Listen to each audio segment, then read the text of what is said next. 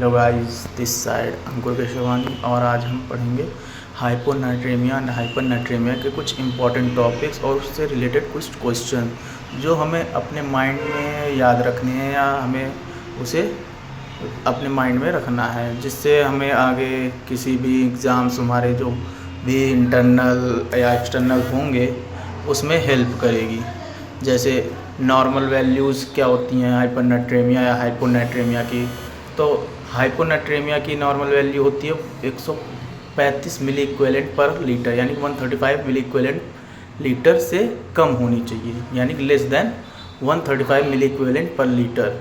और normal value of हाइपरनाट्रेमिया की होती है एबव 145 मिली इक्विवेलेंट पर लीटर।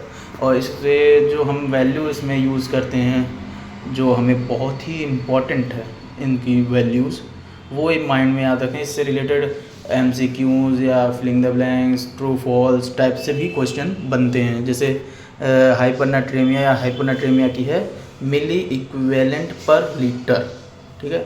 इससे फिर क्वेश्चन एक बन सकता है जैसे what fluid is used in hyponatraemia या हाइपरनाट्रेमिया।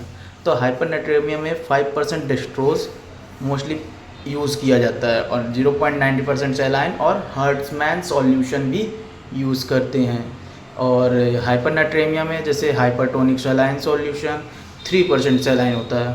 और इसमें जो रिलेटेड क्वेश्चंस जहाँ से पुटअप होते हैं या हमें मेंशन करना होता है उसमें वो होते हैं जैसे सीरियल वाइज, अगर हम सीरीज़ वाइज देखें तो उसमें पहले डेफिनेशन, फिर causes, symptoms, diagnosis, treatment, prevention and complication. Definition ये सारी चीज़ें हमने पहले ही आपको बता रखी हैं हमारे पिछले वीडियोज़ में, ठीक है। तो इसी के साथ इसको अपने आप माइंड में रखेंगे।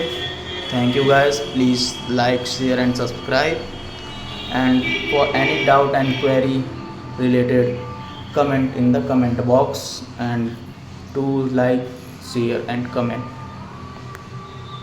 Don't forget to join Telegram channel Paracommando 01 for notes and PDFs. Thank you guys.